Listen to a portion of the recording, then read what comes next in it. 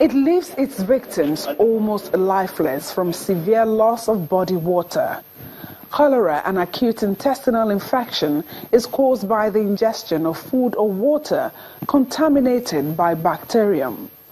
The World Health Organization estimates that every year there are roughly 1.3 to 4 million cases and up to 143,000 deaths worldwide owing to cholera. Cholera outbreaks occur almost every year in Nigeria. Figures from the Nigeria Center for Disease Control show that between January and the second week in May 2017, 12 states have reported outbreaks of the disease in 15 local government areas, with a total of 83 suspected cases and 4 deaths. Cholera bacterium occur naturally in coastal waters, but the incidence of the disease increased during the rainy season.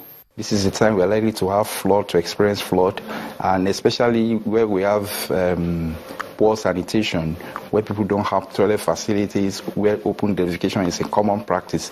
Flood water will carry contaminated water to mix up with water we use for cooking, for drinking, so the risk of having cholera outbreak is very high now.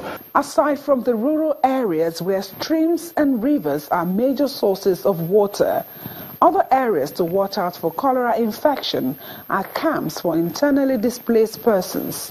With thousands of people in multiple centers in Nigeria, more efforts should be put in place to prevent the emergence of the disease.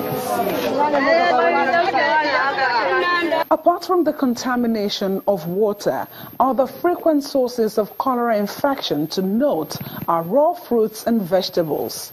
With incubation period between a few hours and 5 days, death toll from dehydration can be reduced with prompt treatment.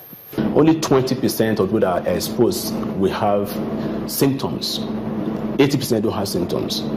And furthermore, out of the 20 that have symptoms, only another 20% will have severe symptoms. And somebody comes with these symptoms, profuse vomiting, severe diarrhea, is classical the rice water stool, that's what we call it, to look like rice water, and there's dehydration. That patient needs to be evacuated to a treatment center, usually an isolation ward, designated by the local government or by the state. In that place, they will manage conservatively.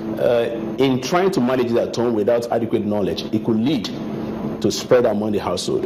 However, we encourage that when somebody has these symptoms, better you start something at home. A simple thing that could be started at home to prevent dehydration is using ORS, rehydration, the sugar and salt solution, that could be done.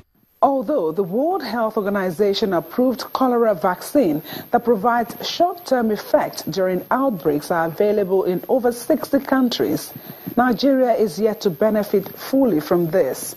However, prevention remains better than cure. Important thing is for us to be aware of this and to make sure that we practice our hand hygiene, food hygiene, at the same time to clean our environment and to discourage anything that can cause flooding. The source of drinking water is very, very important. We should ensure that we drink wholesome and quality water. And if we are not sure of the quality of the water, what we can use to boil. Boiling keep all the germs, and we are able to have water that we are sure will not cause illness. And in situations where we have people congregate together, like in an urban slum, or when you have people living in camps like IDPs, government should make sure that at this point, when we are rainfall, special attention is paid to their water supply and to how they dispose of human feces to their personal hygiene. 768 suspected cases and 32 deaths from cholera were reported in Nigeria in the year 2016. It is essential for every state of the Federation to intensify disease surveillance so as to nip in the bud potential disease outbreak that could lead to preventable deaths. Yomi Otaigbo reporting for Channels Television News.